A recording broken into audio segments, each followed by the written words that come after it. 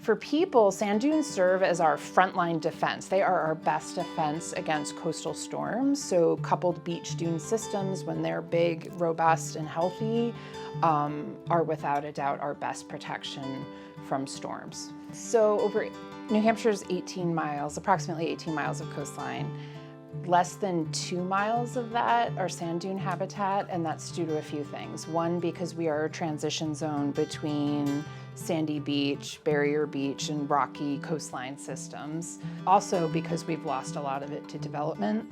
If we had untouched beach dune systems, they would be working in conjunction through cycles of erosion and accretion naturally, and we would do nothing. However, because of coastal development, because of shoreline hardening, because of disruption of the cycle of material between the ocean, beaches, and dunes, we now intervene to help that rebuilding process. We had some residents on Place Cove who reached out to me because they were really concerned about the erosion in the dunes in that area.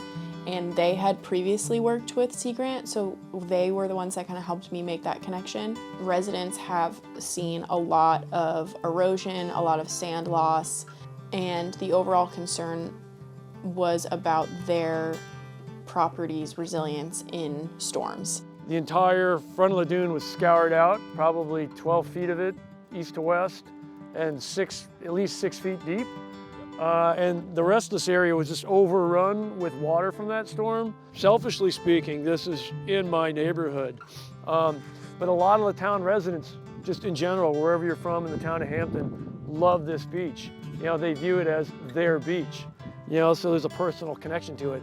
What we're hoping to see is to get this to start taking hold and over some time begin to flourish again.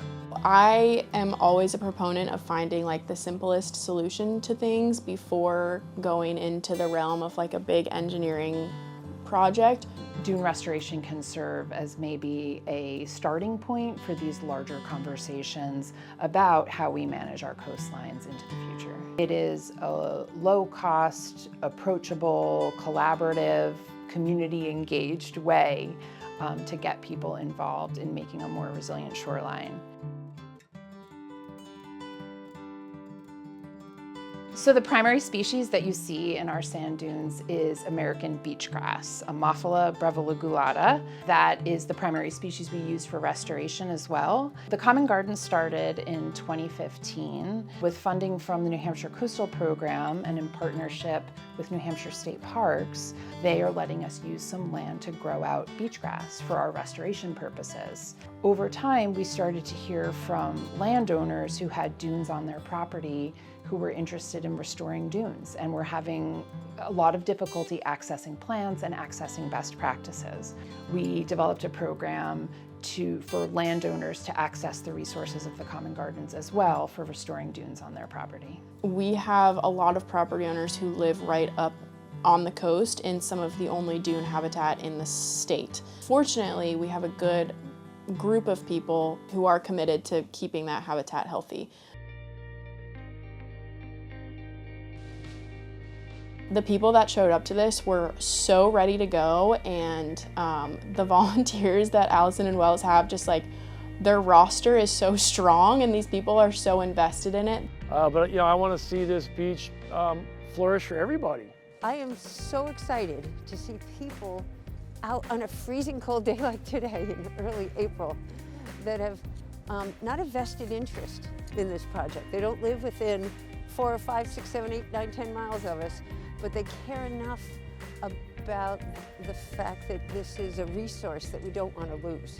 I don't think there's anything too small that could be done, and I always think about how Allison will empty her sneakers into the dune when she leaves so that every last drop of sand gets back into that dune. This work has to be ongoing by the very nature of these systems and how they function. My goal and hope is to continue what I've been observing already, which is our local towns and our local residents taking ownership of these systems and stewarding them in a way that sustains them into the future. It's all about getting your hands in the sand. We're literally in the sand. right? It's a pretty cool feeling. Our hands are in the ground. It's cathartic because something's going to take growth, right? And this has been a long time coming. So this is a good day. It's the start of something bigger.